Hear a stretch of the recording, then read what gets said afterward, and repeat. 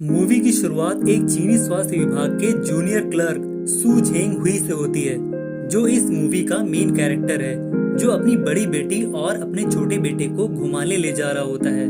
वो अपनी छोटी बेटी को पूछता है, जो लापता रहती है, जिसकी उसे बहुत फिक्र रहती है। और उसी ट्रेन में सफर के लिए मेजर टैंग और उसके पिता भी साथ में जा रहे होते हैं। पर तभी कुछ लोग चिल्लाने लगते हैं पुल पर खड़े होकर, जो एक दूसरी ट्रेन को रोक रहे होते हैं, जिसे देख ट्रेन ऑपरेटर शॉक्ड होते हैं। जब वो ट्रेन प्लेटफॉर्म पर रुकती है तो सू झेंग उसे देखने लगते हैं। जब गार्ड गेट खोलते हैं तो उसमें से लाश निकलती है, जिसे देख वो डर जाते हैं और इनकी ट्रेन चल देती है, जिसकी वजह से वो देख नहीं पाते हैं। तो वो दूसरी विंडो से देखते हैं, जहां दूसरा गेट खुलता है, जिसमें से बहुत सारे चूहे निकलते हैं, जिसे देख वो फिर से डर जाते हैं। तो उस विंडो का आदमी उनको मारने चलता है, तो उनकी बेटी बीच में आ जाती है, जिसे वो आदमी उसे छूने चलता है, पर उसका हाथ दूधा शान पकड़ लेता है और समझाता है।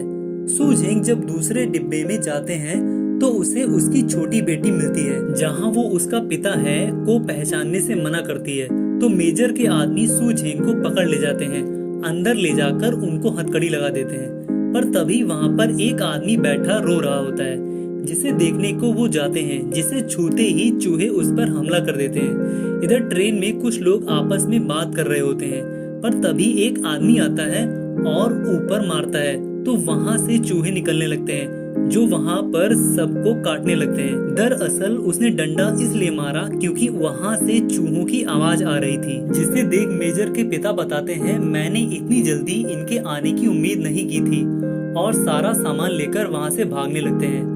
इधर सू झेंग को चाबी मिल जाती है, तो वो अपनी बेड़ियों को खोलकर वहां से भाग जाते हैं।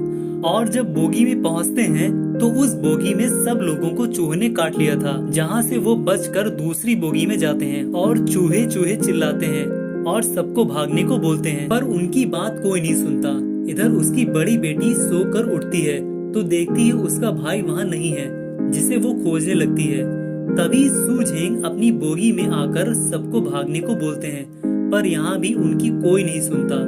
तो वो अपनी बेटी को लेकर वहाँ से भाग जाते हैं, पर तभी एक आदमी वहाँ तड़पते हुए आता है और वहीं गिर जाता है, और चूहों का ढेर उन पर हमला कर देता है। इधर मेजर के पिता अपनी बोगी को अलग करने को बोलते हैं, ताकि वो लोग उन चूहों से बच सकें। और इधर सू झेंग को आगे की बोगी में जाने नहीं दिया जाता है, क्योंकि वहां के दरवाजे में मेजर ने लॉक लगवा दिया था। तो वो लोग बोगी के ऊपर से आगे जाते हैं, पर उनका एक साथी मर जाता है। इधर मेजर पीछे की बोगी को अपनी बोगी से अलग कर देता है, पर ये लोग उस पर चढ़ जाते हैं। पर चूहे जब पटरी के बीच में आ जाते हैं तो ट्रेन पलट जाती है और सू झेंग हवा में उछलकर अगली बोगी में जाते हैं, जिसे दूधा शान पकड़ लेता है। ट्रेन में जब सब लोग आपस में बहस कर रहे होते हैं तो एक आदमी गिर जाता है, जिसे लिंग लिंग देखकर बताती है कि इसे चूहों के काटने से इन्फेक्शन हुआ है, और सबको चेक करने को बोलती है। तो सू झेंग को पता चलता है कि उसके बेटे को भी चूहे ने काटा है। तो सू झेंग सबको बताते हैं, तुम सबके लिए एक इलाज है। तो एक आदमी उसको पकड़कर पूछता है, इलाज कहाँ है? तो वो बताता है, मैं प्रोविंशियल हेल्थ डिपार्टमेंट से हूँ। इस बीमारी की खास दवा जियाओबाई अस्पताल में है, जहाँ जाना होगा। पर मेजर के पिता वहाँ जाने को मना करते हैं, तो वही आदमी उनको गन पॉइंट पर ले लेता है। तो लिंग लिंग जो इन्फेक्टेड हैं उनको अलग होने को बोलती है और इन्फेक्टेड लोगों को अलग बोगी में जाने को बोलती है। वो लोग दूसरी बोगी में बैठते हैं। ट्रेन ऑपरेटर ट्रेन को रोक देता है, तो ट्रेन में रखा सबका सामान बाहर फेंक दिया जाता है, क्योंकि उनको दवा लेने के लिए उतरना होता है, ताकि चूहे कहीं भी छुप ना सकें, उस सामान को फेंक दें इसीलिए। और दूधा शान सू झेंग के साथ दवा लाने के लिए बोलता है, जहां और लोग भी शामिल होते हैं जाने के लिए। और ट्रेन ऑपरेटर सू झेंग को 2 घंटे का टाइम देता है वापस आने का। जब सब लोग जाने लगते हैं तो सू झेंग की बेटी भी जाने की जिद करती है, जिसे वो साथ ले जाते हैं। और जाते वक्त वो अपनी छोटी बेटी को जाने को बोलते हैं, जो इस मूवी में एक अलग ही फील देता है।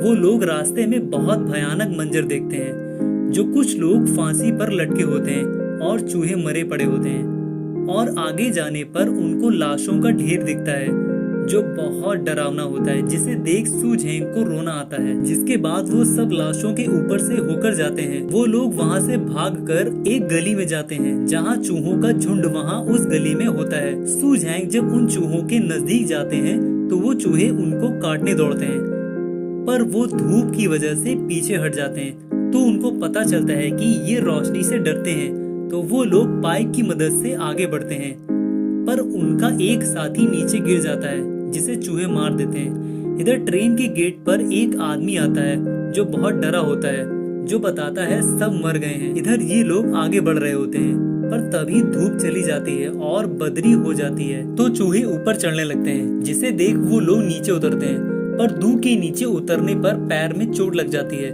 जिसे लेकर वो अस्पताल के अंदर पहुंचते हैं। अंदर जाकर दूधा के पैर में पट्टी बांधी जाती है। जिसके बाद वो आगे बढ़ते हैं। आगे बढ़ने पर उन पर एक आदमी हमला कर देता है, जिसे सू झेंग शांत कराता है। वो आदमी उन लोगों को दवा जहाँ पर रखी है वहाँ ले जाने को बोलता है, और जब उसे पता चलता है कि इस बीमारी का इलाज है तो वो अपनी बीवी को दौड़कर बताता है और उनको दवा के गोदाम में ले जाता है।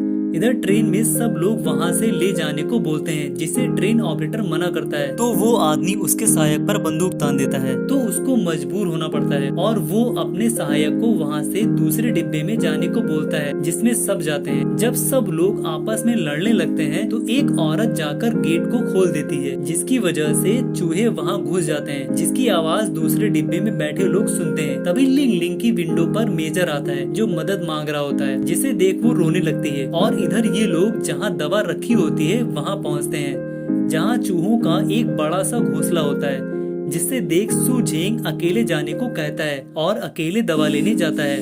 वो दवा को एक डिब्बे में रखता है और वापस निकलता है, पर अचानक वो गिर जाता है। तो वो आदमी उनसे दवा का डिब्बा फेंकने को कहता है, जिसे वो फेंक कर देते हैं और तभी वो नीचे गिर जाते हैं। जब सब वापस आते हैं तो वो आदमी गेट को बंद कर लेता है और वहाँ से भाग जाता है। तो वो लोग गेट को तोड़कर अंदर जाते हैं, जहाँ चूहों का झुंड उनका पीछा करने लगता है। वो लोग उस आदमी के पास जाते हैं जिसने दवा को ले ली थी, पर उसके बच्चे की मौत हो चुकी होती है, जिसके लिए उसने ऐसा किया था। और वो लोग दवा लेकर वहाँ से अस्पताल से निकलते हैं।